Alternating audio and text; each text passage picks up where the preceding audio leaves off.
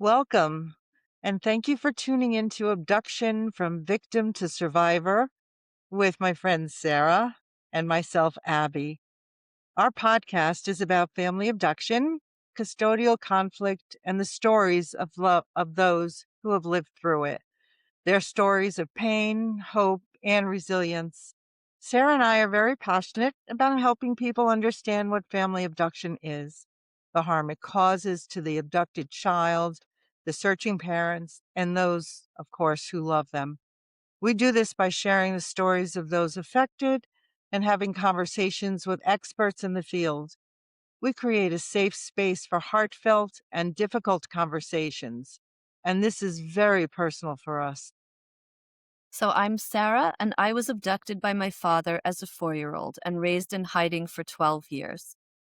And my son was abducted from me and his whole entire life when he was 10 years old. Family abduction is a global issue. Cases cause trauma and heartache for all involved and often cause diplomatic crises between countries. We want to emphasize that time is of the essence when it comes to recovering abducted children. The longer they remain missing, the more pain and trauma the children will experience. We're in this Together. together. So today we have the great pleasure of having two wonderful, wonderful experts and researchers in the field of international child abduction. And we have Marilyn Freeman, who is the co-director of the International Center for Family Law Policy and Practice at the University of Westminster Law School. You, Marilyn, are widely acknowledged as a leading expert in the area of international child abduction and associated areas of international children's law. You publish widely in your areas of expertise. I have been one of your research subjects, and very proudly so, both of you. Marilyn, you've undertaken many research projects, which I hope we will get to discuss, and you have done so much in the field for many, many years. And Professor Nicola Manning, you are a barrister and solicitor of the High Court of New Zealand and an accredited family mediator. You hold the Alexander Macmillan Leading Thinker Chair in Childhood Studies, and you are the director of the Children's Issues Center within the Otago Faculty of Law in New Zealand. And there's so much more to say about both of you. But without further ado, I'm so excited that we have the opportunity to speak with you about the work that you've done, the work that you're doing, research projects that are happening now that you are soliciting subjects for, and so much more. So thank you to both of you for being here with us. Thank you for having us. And you're right, Sarah. Of course, we've been involved in this area for what seems like a lifetime, and it's not something that we dip in and out of. It's something that we're totally committed towards. And so you and I met many years ago, when, as you say, you were kind enough to take part in some of the research that I was doing on the long-term effects of abduction. And you have been an incredible advocate for international child abduction and for understanding what some of those effects are like, as a lived experience. And it's not something which either Nikki or I do as a piece of work, that that's sort of interesting piece of work. It's something which actually affects us and affects our lives. Fortunately, not through personal experience of abduction, but through involvement with the people and the issues very closely over very many years. And sort of starting at the end, really, about the research that we do, and I'm sure Nick is going to talk about other things as well. But we're involved now in a piece of research with which we would really welcome support from the child abduction community, because not enough. I'm going to say not very much as well, is known about what happens after a return decision is made. That return decision might be a decision that's made voluntarily between the adult parties. It might be a return decision that's made by a court in the course of, let's say, normally Hague Convention proceedings. But once the return decision is made, everybody, in terms of their legal involvement, thinks, well, that's great, that's it, thank you very much, goodbye. That's the end of it. It's very much, and I know I'm teaching my grandmother to suck eggs here, it's very much not the end of it for the families, and in particular the children concerned. All sorts of things may or may not happen after the return decision is made. And those are the things that we're trying to find out about. They're the things that we know about anecdotally, but we need more than anecdotal evidence. We need scientific evidence, so that we can make sure that that information is available for those who are working in the child abduction field, for the lawyers, for the judges, for the central authorities, for everyone working in the field, and in order that we can look at and test the processes that are in place and consider whether they are working well enough, whether there need to be changes, and what those changes might need to be. That everybody recognizes that research needs to be done. Everybody recognizes it. And it was actually the subject of a specific conclusion and recommendation at the Special Commission in 2023.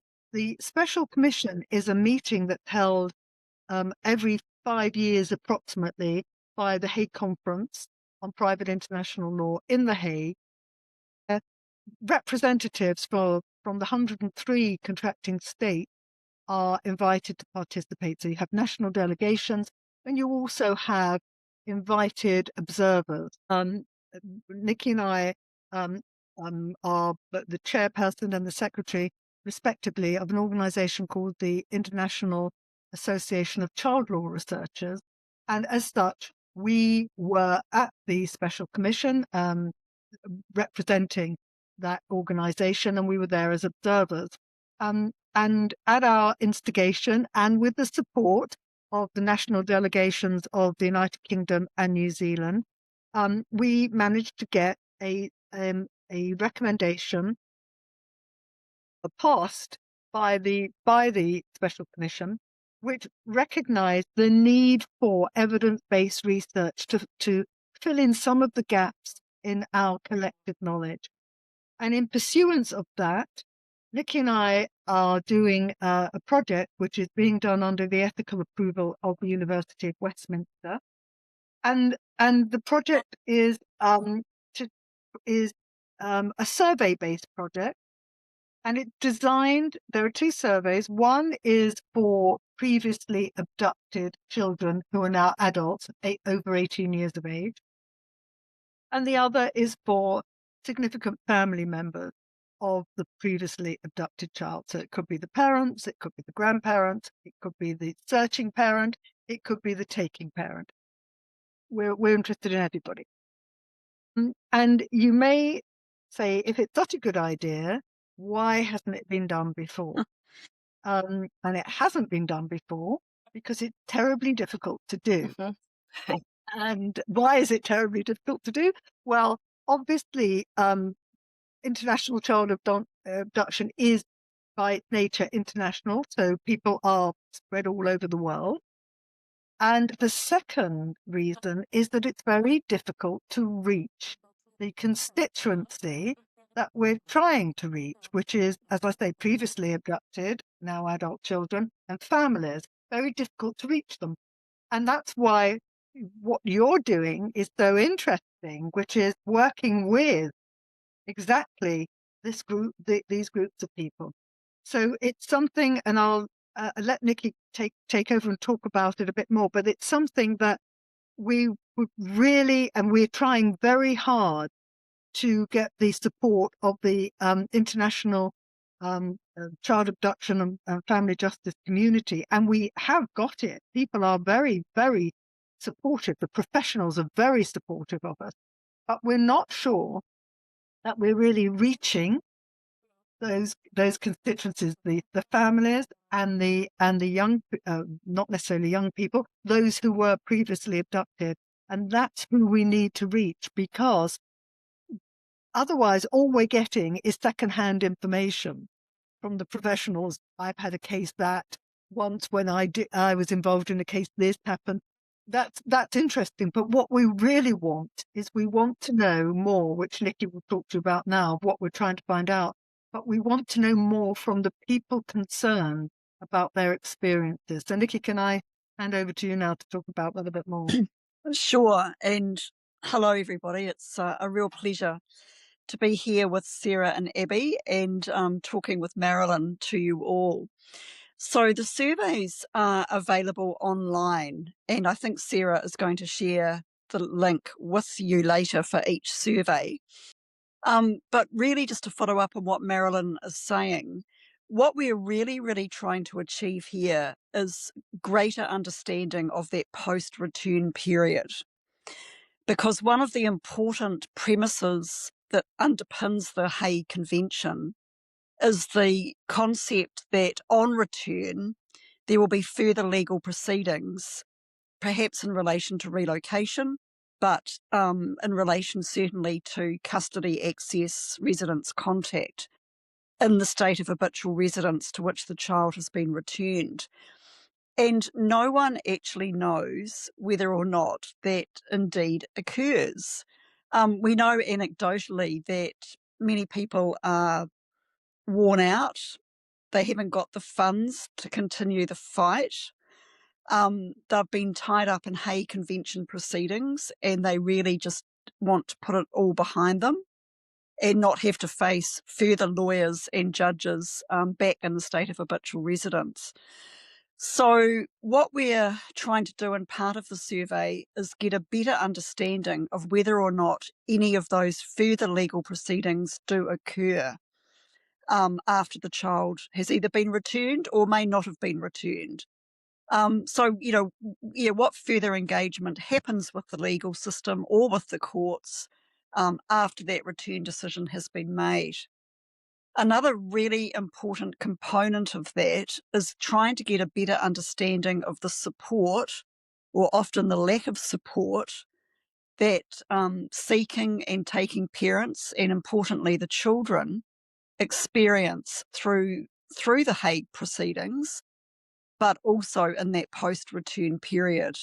And that's where the work that you're doing through your group is so important, because you are providing that avenue by which people can connect and talk and share and receive the support from women like you who have actually been through it yourselves. Many people, of course, we know internationally don't have the benefit of doing that. And so part of the survey is very focused on what support was received during the process and after it, but critically, from our perspective, what support the person answering the survey would like to have received and would like their child to have received.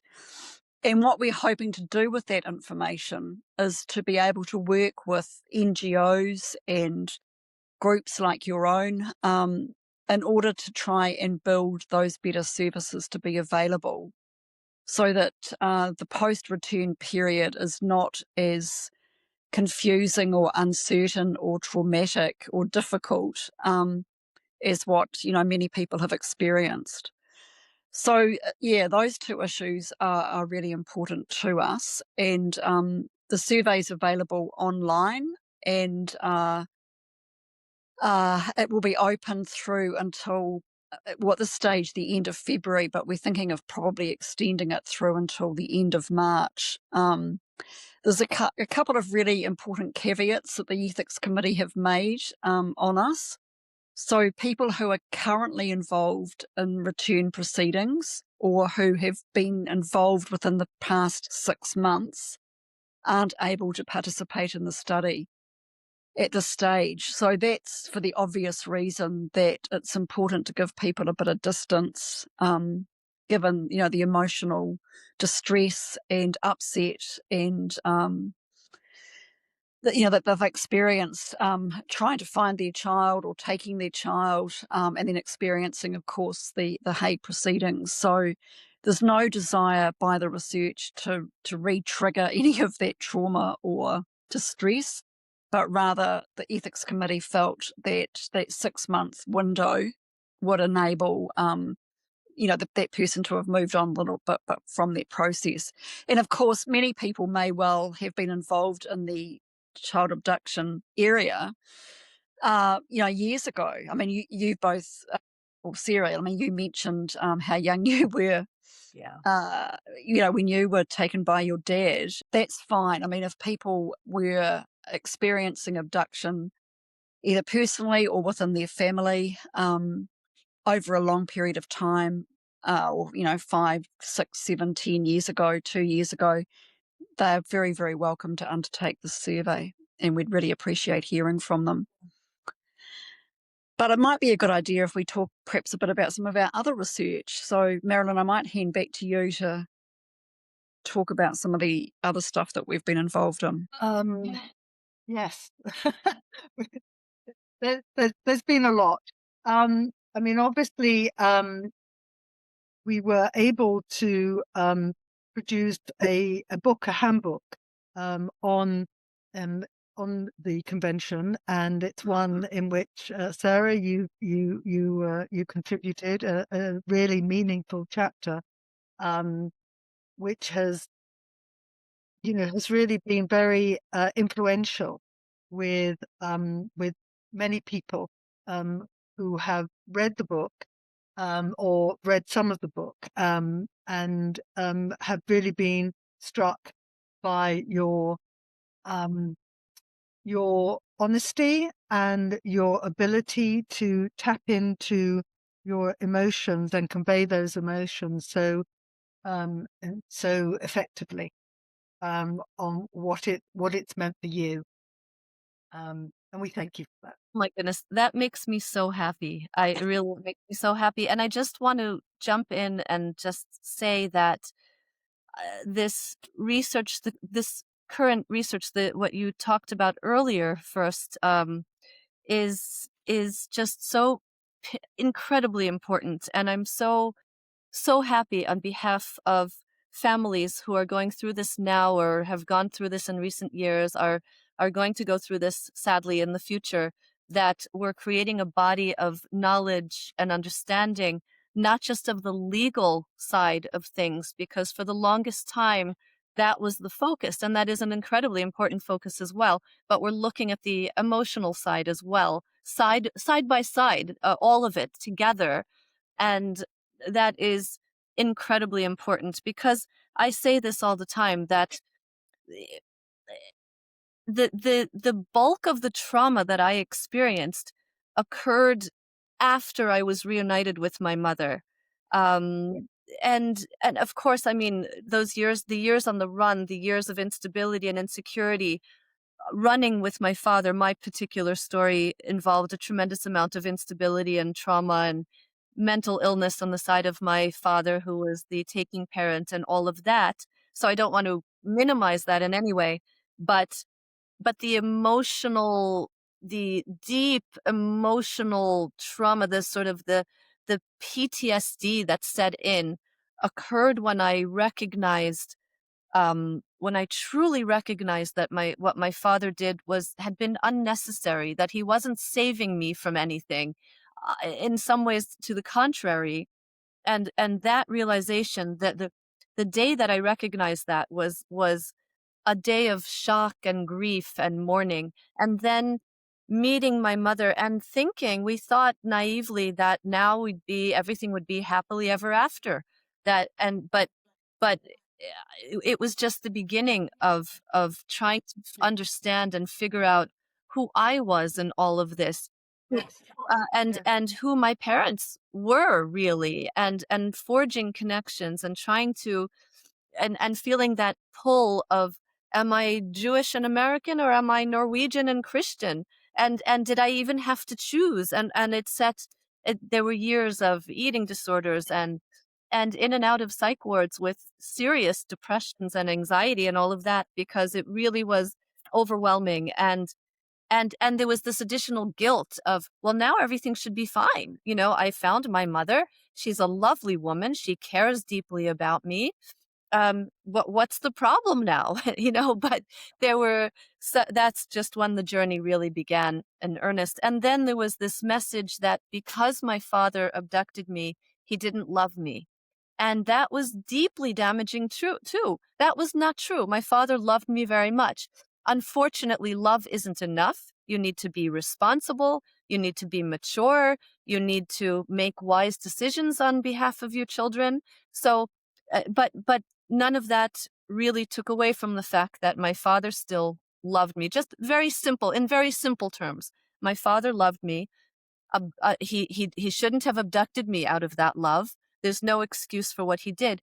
But for the longest time, I internalized that my father really didn't love me, and he abducted me. He caused harm, so therefore he didn't love me at all. He hated me, and that was very damaging too. I had to come around to, yes, my father loved me very much.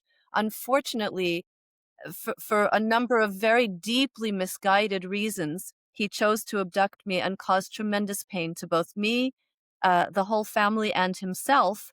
But sort of parsing that all out um, it took decades of work. So Yes, and yes, so the fact that you are looking at this now with this sophisticated lens and this nuanced lens brings joy to my heart on behalf of children and families. So yeah, I just wanted to. And so much of what you say and just said resonates with the work we do. And it might be interesting now to talk about the latest work that we're doing on identity, because we started to look at the issue of identity as it permeates through events and decisions in the family justice field, relating to things that happen in a child and young person's life. So there are lots of different events. A child could be born as a result of donor conception. A child may be adopted. A child may be abducted. A child may be subject to domestic violence. There may be, in a child's life, depending on their circumstances, a child may be forced into child soldiering. There are lots of different things, many more than that can happen. We started to look at the fact that these are not historically connected as family law topics and issues. Didn't, in our view, mean that they weren't, in fact, family law issues. So what was the connection between them? And we started looking at this and thinking that what ran through them was the issue of identity and what the impact may be for the identity of the child or young person concerned. And that grew as we worked on it. And people began very interested in it, and it ended up in a book that was published in July, I think, was it, of this year, in which Nikki and I wrote a couple of chapters, and one chapter specifically relates to relocation and international child abduction. And we were looking at the not the legal structures, but we're looking at the issue of how identity may be impacted by international child abduction and or lawful relocation. Obviously, being one being lawful, one being unlawful, and how when decisions are made in those areas, in the field of international child abduction or in the field of lawful relocation, the issue of a child's identity is very rarely considered in any overt form. It may form some background thought in terms of the child's well-being. It may not, but what we've been arguing for is that it should be a very specific and overt consideration. How is this event and this decision that we are making about this event, how does the child's identity, how is that impacted? How is that going to be affected by this event? And so we've argued very strongly for identity to become more openly considered. We've argued this against the background of Article 8 of the United Nations Convention on the Rights of the Child, which protects the child's right to identity, but which we have labeled as a sleeping giant or a right that's hiding in plain sight, because it's there. It's the right of the child.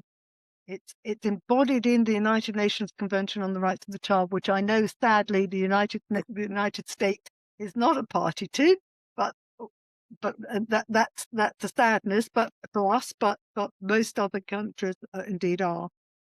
But it's there, and it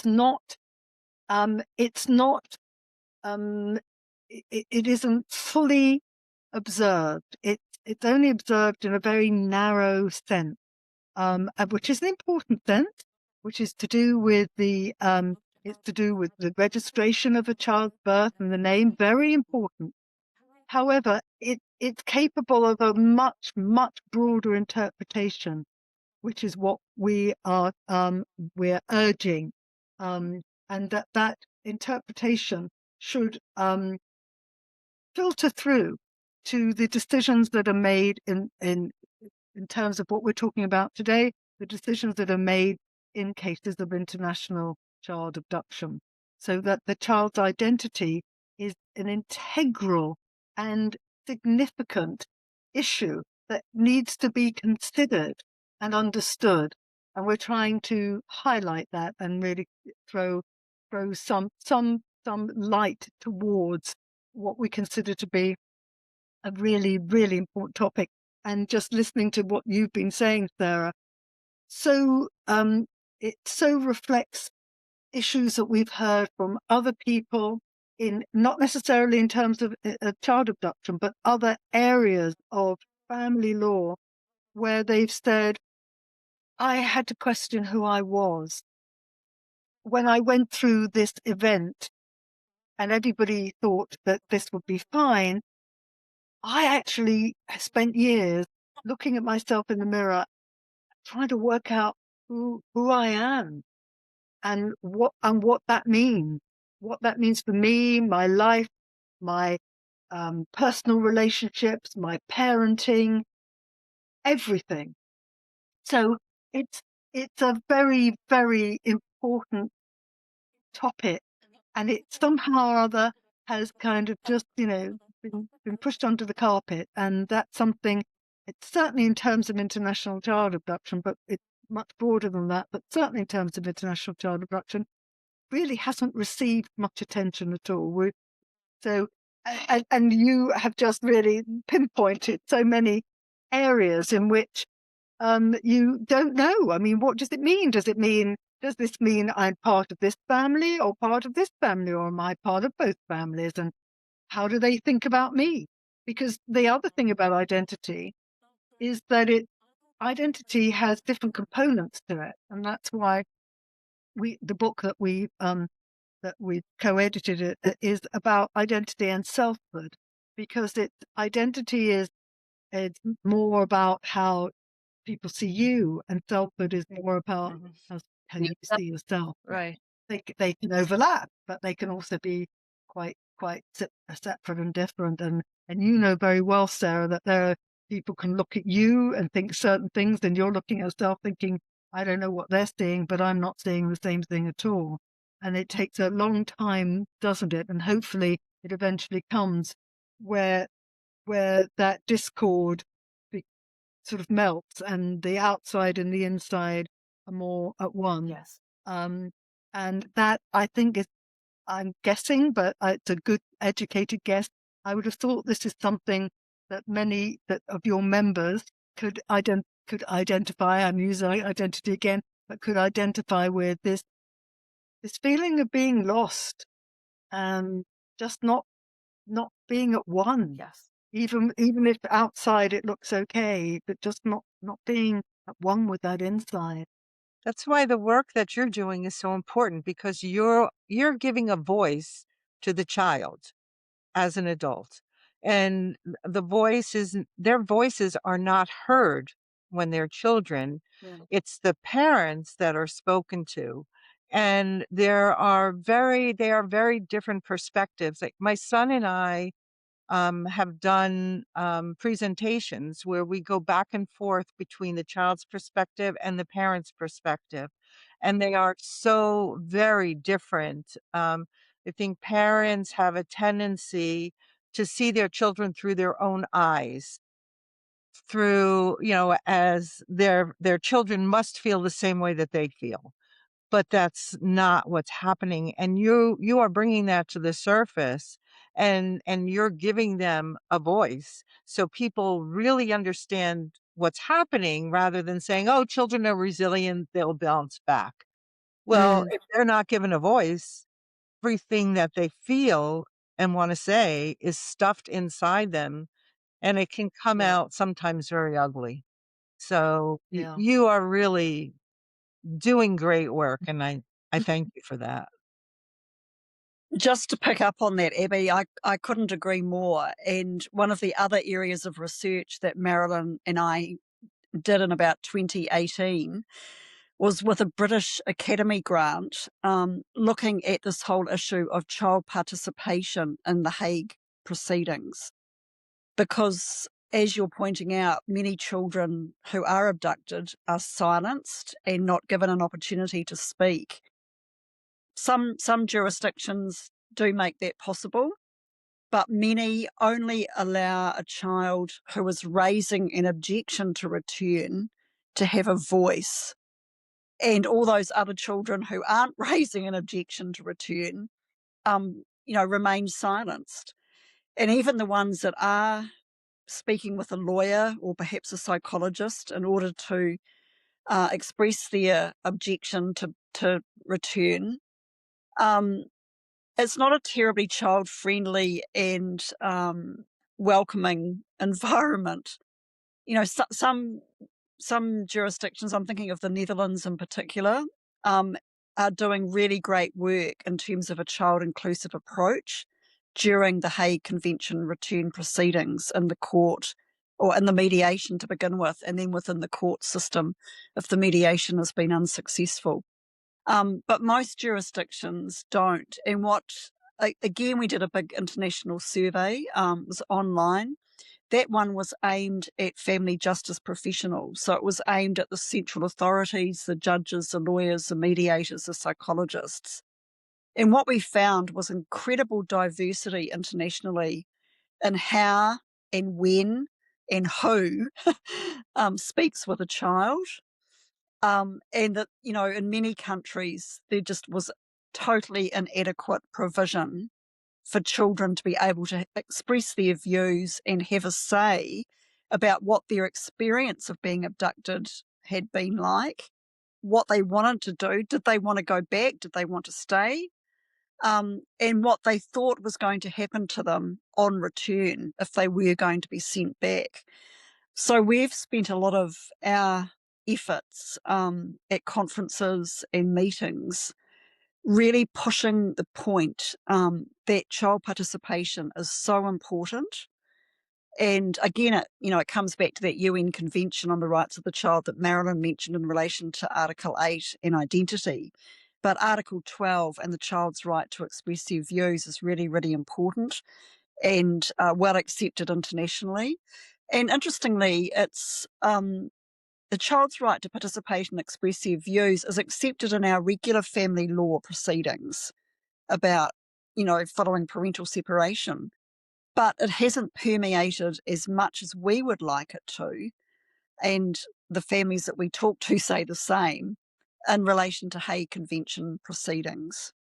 So there's certainly scope there to pick up on the point that you've made so well, Abby, and try and do much more to listen to children and let them participate and have a say.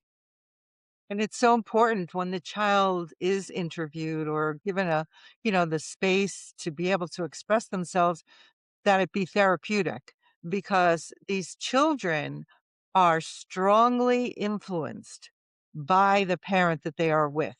So they may not be able to really express themselves the way they want to because of that strong influence. So, for the understanding of the adults who are in charge of listening to them or making decisions, it's important for them to have a strong understanding of that and be able to somehow create a safe space for these children to be able to express themselves freely.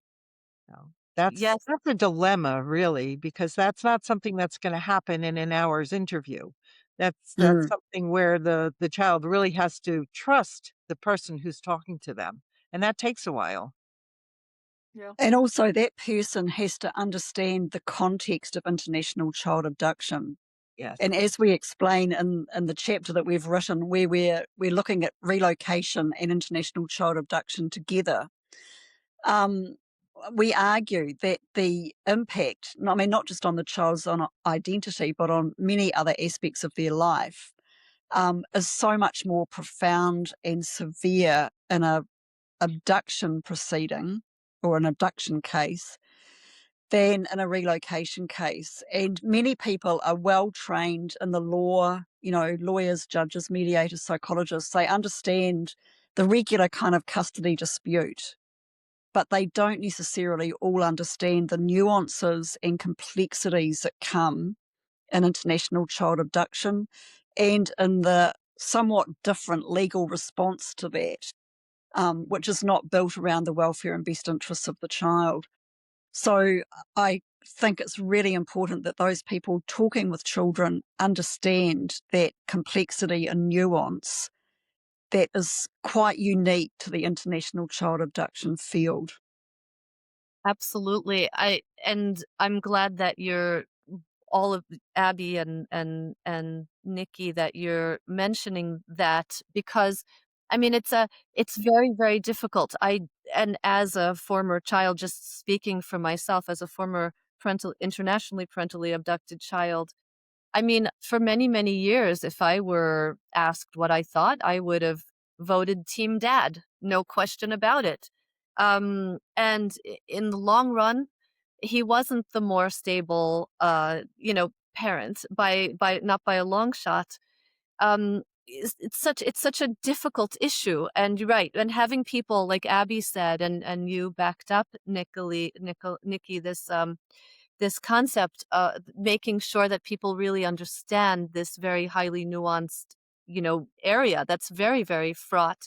I mean, Norwegian case law is taught to today, with my father's first abduction case. My father abducted my two brothers from the US, then to Israel.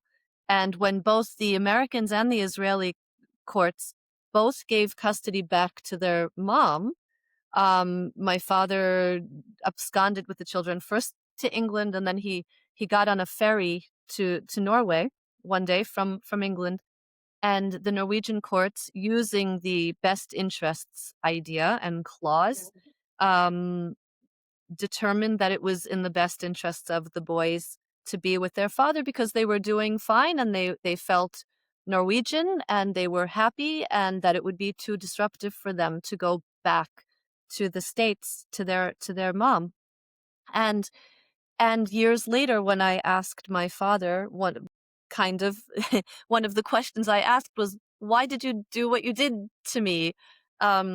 He said, I got away with it the first time. I was quite sure I'd get away with it again. So I don't know where that fine line is to assure that we we don't encourage abduction, and yet we give room for the child's voice and feelings.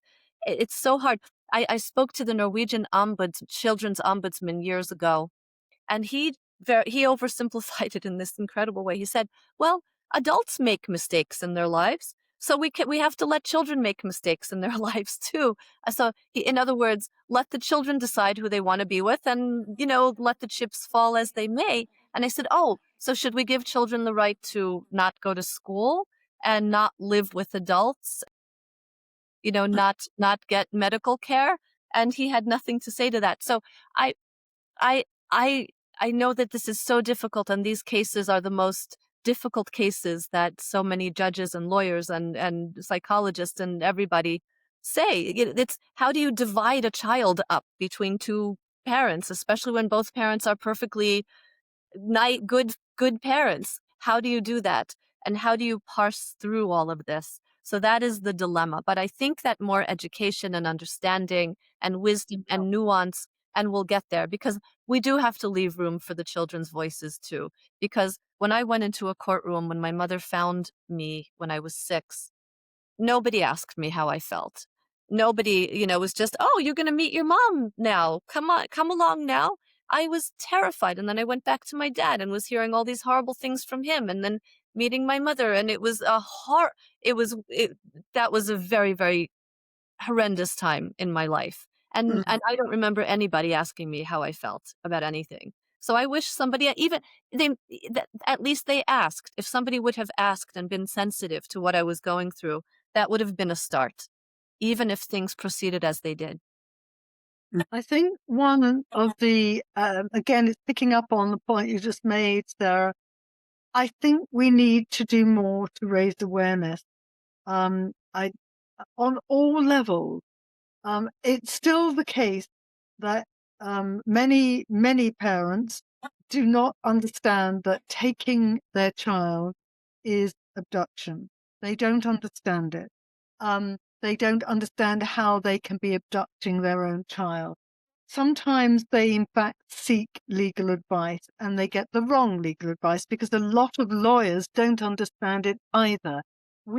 Because we work in the area, because you have personal experience of it, it's something which is very prominent in our lives. The people who work in international child abduction are very specialist, and they know about it.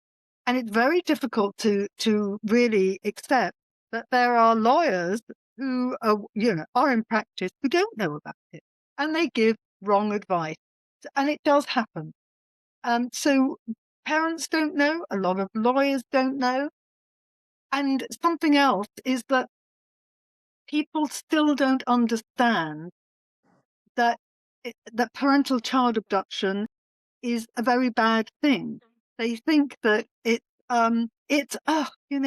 there's a problem in the family, it's a breakdown, they're having argument.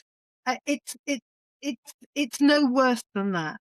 And again, I don't have to tell you, it's a lot worse than that. It isn't the same thing. And we need to do more consciousness, more awareness raising, so that people understand not every abduction, it's true, not every abduction is going to be as harmful as the next, but in general, abduction is harmful for children, very harmful for children. And we need to do more to make that, to make people understand that, it's not the same as, there's some discord in a family when the family breaks. It's not the same thing. So I think that even after all these years of working in the area and and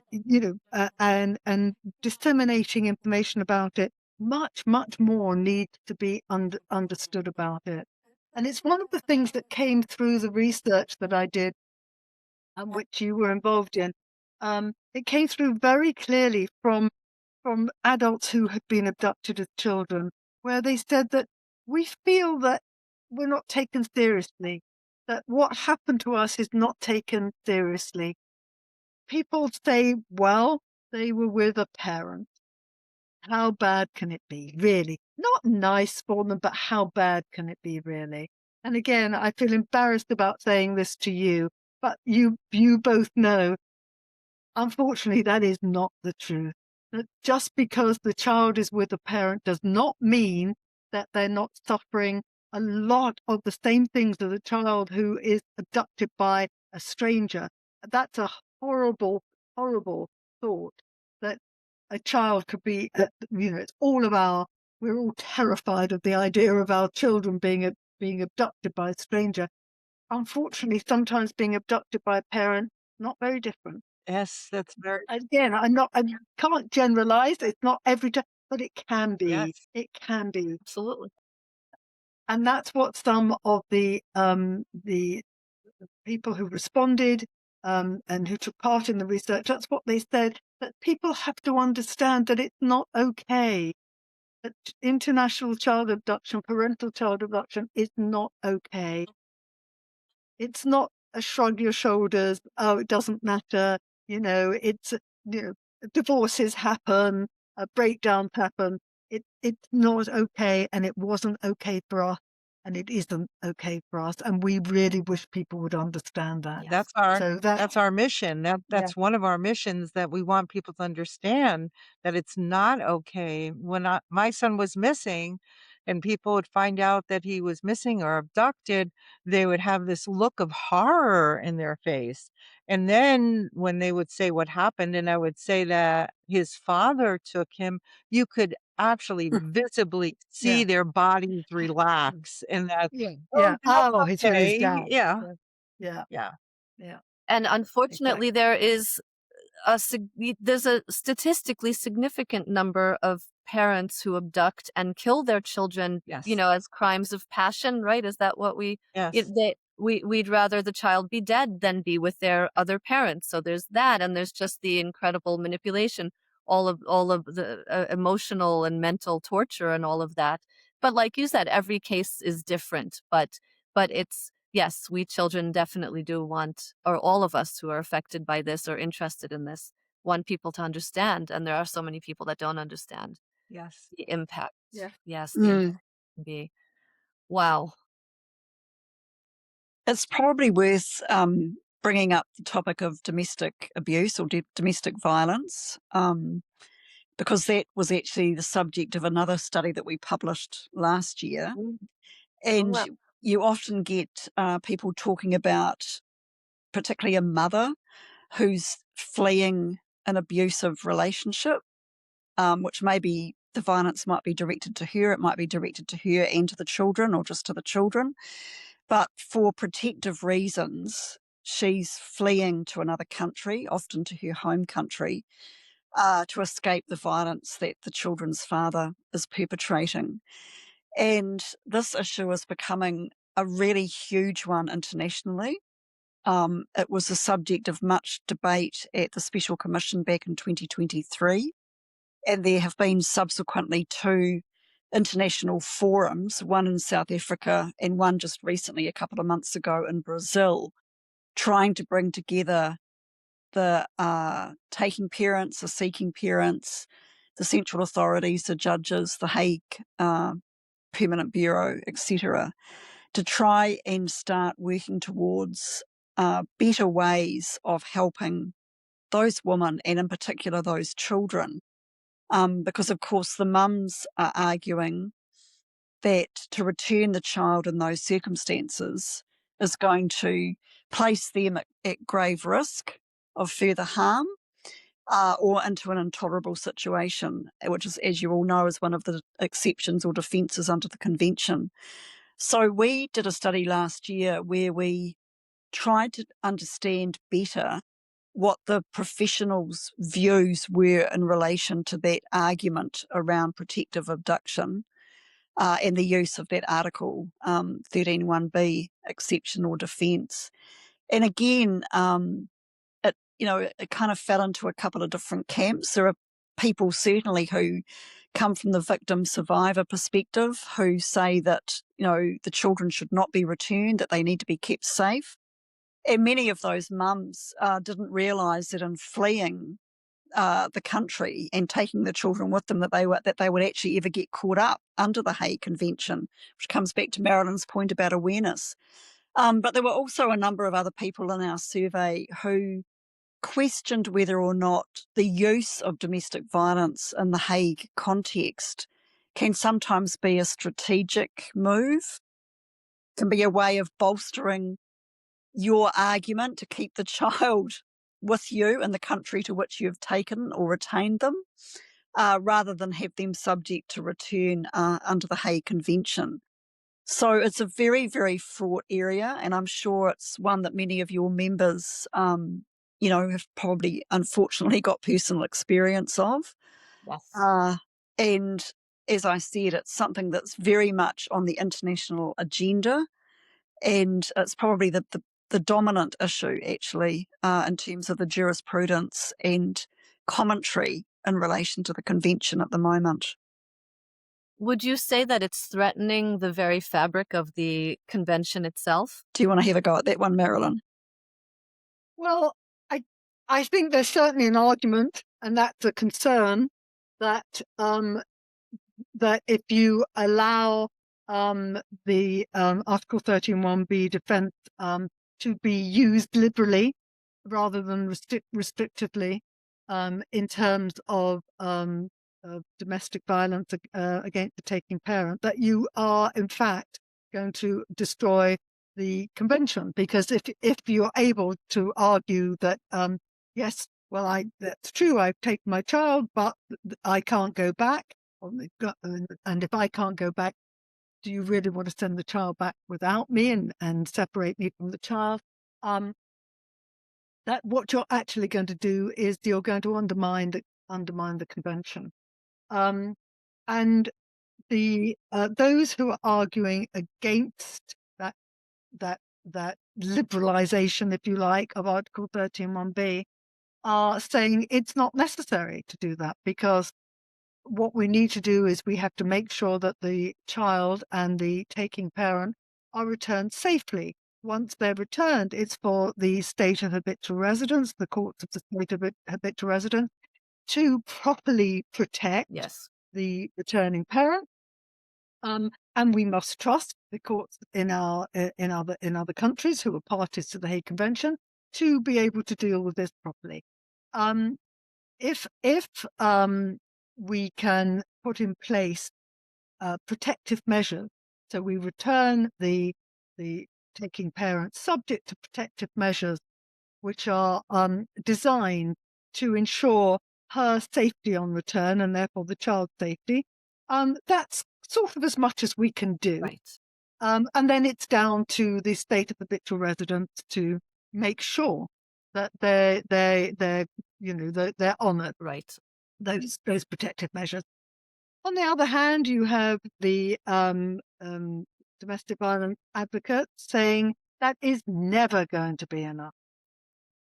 That you can never be sure that those protective measures are going to be upheld, and if they're not upheld, then how are they going to be enforced when the returning mother is perhaps exhausted, has no funds, has nowhere to live?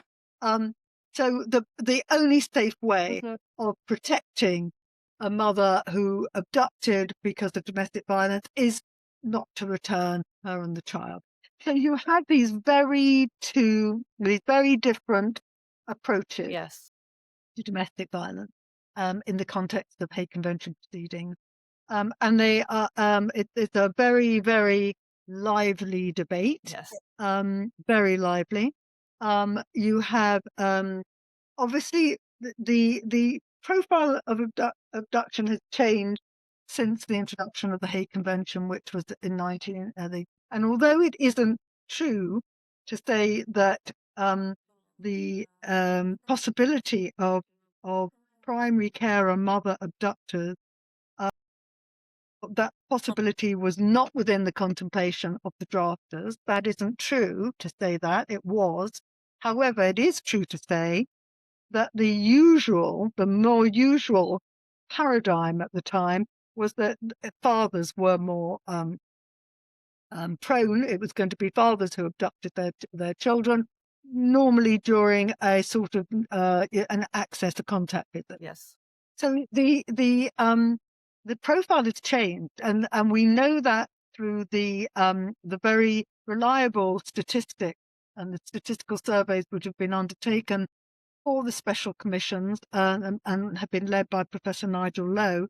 We know that the profile has changed, and now it's about 75% of abducting parents are mothers, and about 50% of those who are abducting were going home. And that's true of fathers as well as mothers. Right. So what we don't know is that increase of mother abductors, whether that increase correlates with the incidence of domestic violence. We don't know.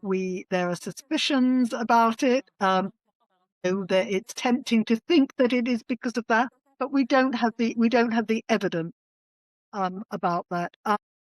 So it's a very, very current, it's a very topical, and it's a very lively debate. It's something which it's very hard to reconcile Yes. with the basic premise of the convention. Yes. Although there are lots of suggestions currently about what could and what should be done, but those have got to be tempered, I think, with the recognition that the 1980 Hague Convention is a very valuable instrument, and that its emphasis is on protection of the child. Yes. And that is something which we can't allow to be diluted.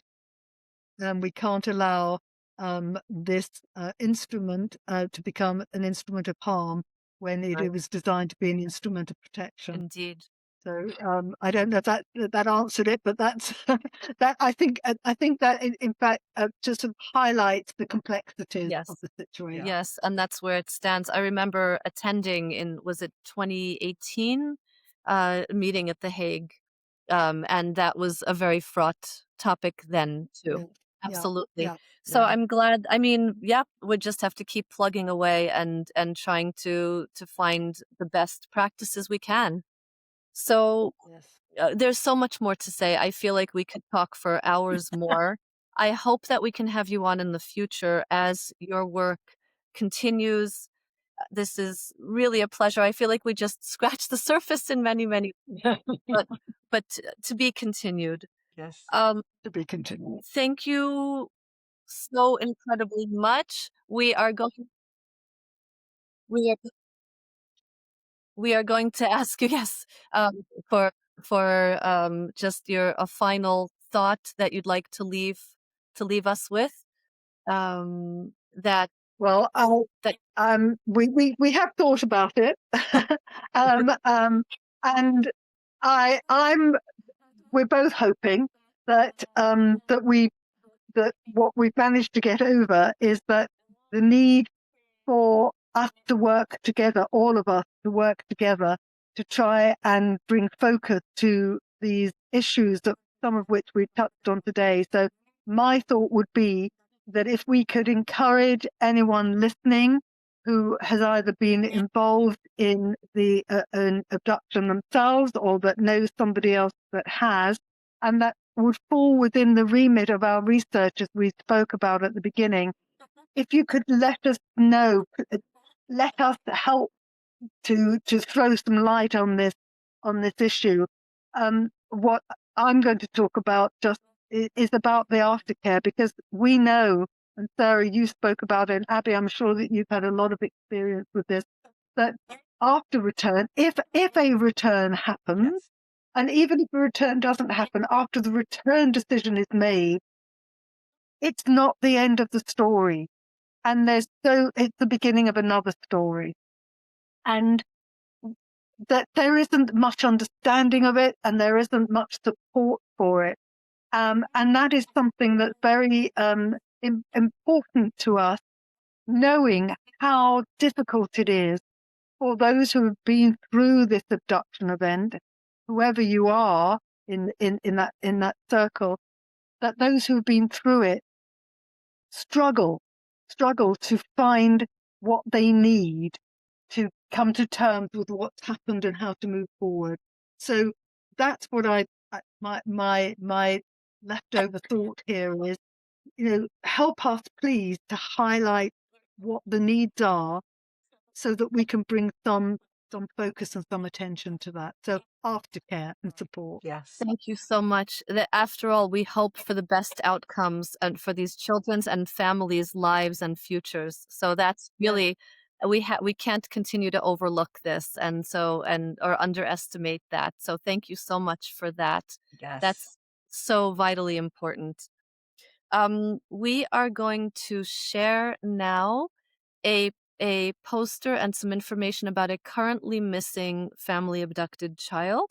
So I'm just going to share our screen. So this week we're going to highlight a little boy named Ryder Thomas Tay Wilson. So a long name. He has been missing for 3.5 years, right? Since March 5th, 2022, from Greenwood, Indiana, here in the USA.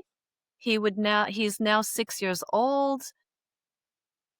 If anyone has seen him, you can contact the Indiana State Police at 317-899-8577 or call 1-800-THE-LOST.